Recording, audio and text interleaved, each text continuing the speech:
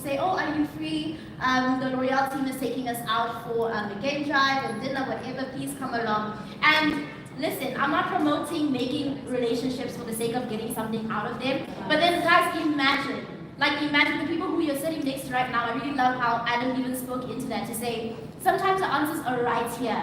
You know, like you don't need to be like, oh, I'm gonna collaborate with Zalama, I'm gonna collaborate with all small stuff. Like your answers are right. The person right next to you could have something to offer. And I feel like that's what happened for me. Because like at the time, some of them hadn't even blown up, but then, you know, now that I have these friends in different countries, like when YouTube does fly me out to the different countries, like I will have people to also reach out to and be like, hey, let's do lunch, you know? And now that happens, that helps with like crossing of audiences where their people are watching my stuff, my people are watching their stuff. Like even though I was collaborating with big people, because I did a video with one Canadian and one UK girlie, and my subscribers were like, oh, it's my first time seeing Mang, when I thought that, you know, they were the ones putting me on, but then I was actually helping them with an audience as well. Yeah, I love that. And I mean, I was talking to creators where they, you know, even say things like, you know, some of the brand or the, you know, collabs opportunities are actually not coming from my country of origin, they're actually coming, you know, from outside. But I love the fact that, you know, even if you obviously building community with multiple creators, you're also, you know, strategically thinking about how does that obviously benefit your channel and obviously benefit your career. All right, so I think we're going to pause right here, and I just want to take a moment to just bring Ari on so that we can now start talking about, you know, the brand collaboration piece. So everyone, I'd just like to welcome Ari, and Ari is co-founder and managing director of Tilt. He is a visionary trailblazer in the advertising industry. Ari is one of those people that has empowered several iconic and global brands to connect with their audiences authentically, and a pioneer in the influencer marketing and digital content space. So basically, if you want to get your brand collabs, Ari is the person to talk to. Please let's welcome Ari.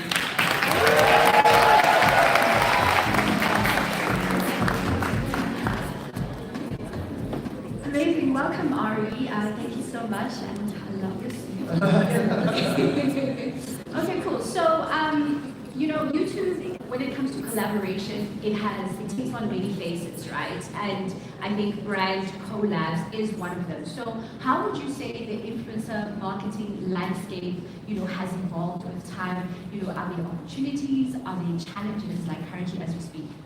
So, brand collab, you know, and you know, like, are there specific brands that you see yourself, like as a creator, as a business, that you feel like these are the brands that I identify with? Yeah. So my first brand deal, I got swindled. Like I remember it was so bad. But I was still coming up, and I was like so desperate to just see something come out of my YouTube channel. Because at a point, like, I wasn't monetized and stuff, but like I had something going, like momentum. And so a clothing company hit me up and they were like, hey, can we work with you on this specific project? I was like, yeah, sure. And that video did like over 1 million views, but then I got paid so little. And I just remembered like that feeling, and I was like, I will never ever do that again. And so I started speaking to other content creators, and that's also in itself collaborating, speaking to other content creators, building a network, and I wasn't afraid to ask questions. And I think that kind of helped me realize my worth as a content creator. I like that, and I'm sure you learned a lot just from like that one experience. And for you, Clarissa? Definitely, I got swindled too. Like, you know, when they ask for your rates and then you give them, then they say, okay, here's the contract.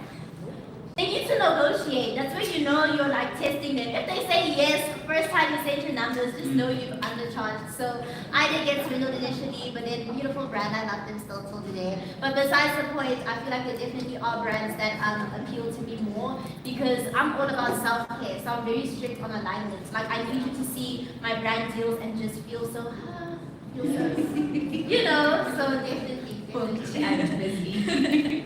So, Ari, as you know, as YouTube, we obviously like it is important to bring the conversation around brands and creators. But I'm kind of curious for somebody in your position, like, you know, what, like, where are we? What is the conversation with regards to YouTube and brands? Is there opportunity? Is there room for growth? Like, just transparently. So I think we're very much at the beginning in a YouTube context.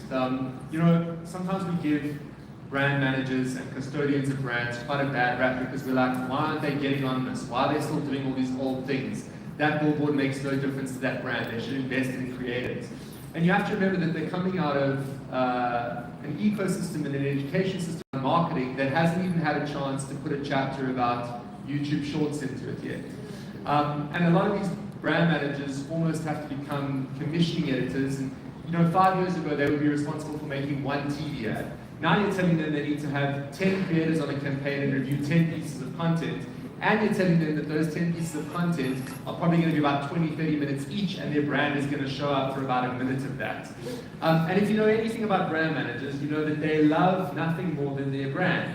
So for them to see something woven into a piece of content at minute 16, it's quite a hard thing for them to wrap their heads around. Now, obviously, all the data points to the fact that that mention at 16 minutes can do a lot more benefit than the minute-long piece on another platform where perhaps they immediately just speaking about the product.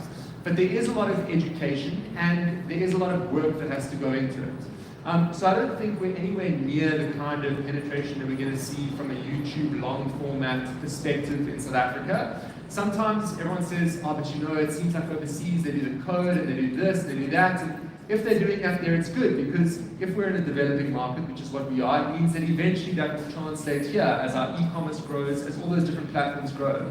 So I would say that it is not easy to convince a brand manager that at minute 16 you are going to use their coffee machine.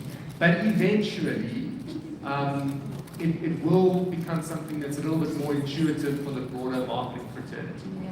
And I guess that's, when you're talking about just how brands can authentically show up, when they're working with creators. So that must be like quite a challenge, like talking to somebody who's used to doing ads, traditional media, and you're like, okay, you need to now have like an authentic approach that resonates with the audience on YouTube as an example. But just to close it out, we very often will see a creator talking about a brand in a YouTube video, and it sells that creator onto the actual project. Because we can go to the brand and say, look, at 15 minutes, they spoke about this specific product. You actually have to get behind this person. And there's creators that are on panels here today that have done that we found via their YouTube content that now do loads of different pieces for different brands that we code at. So I would say, keep it authentic. And if you do use that product, don't be afraid to actually show it up in the YouTube piece.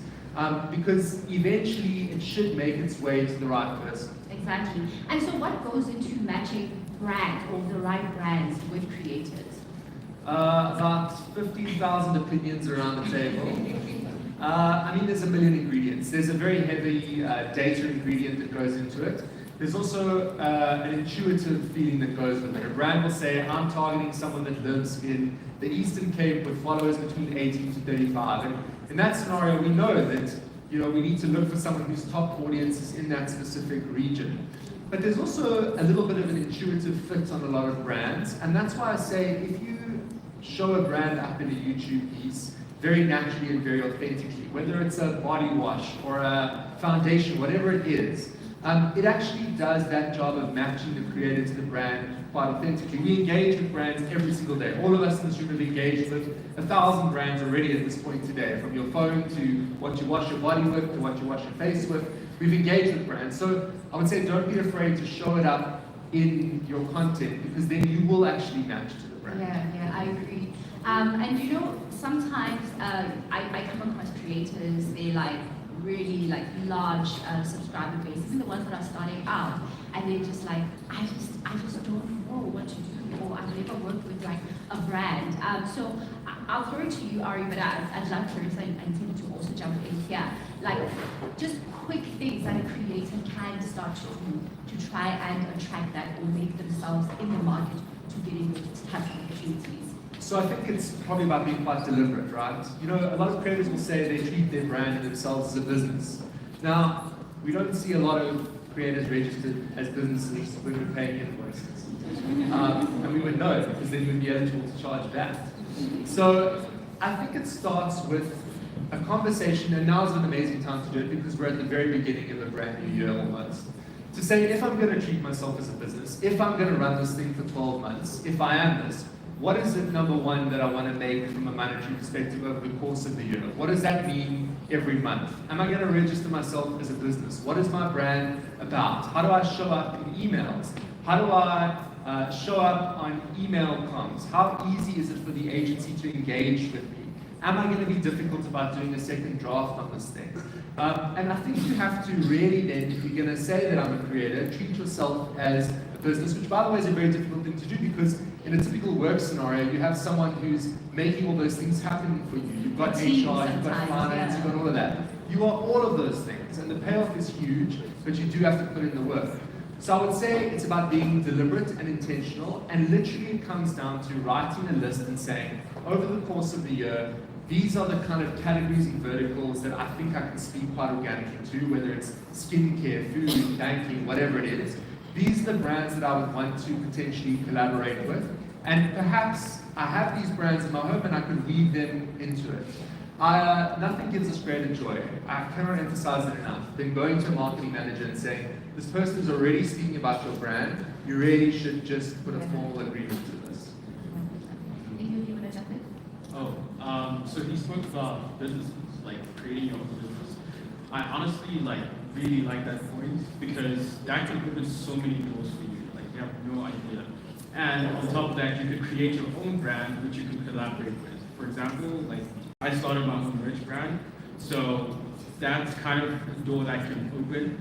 And on top of that, like you could also collaborate with other companies based on your company as well.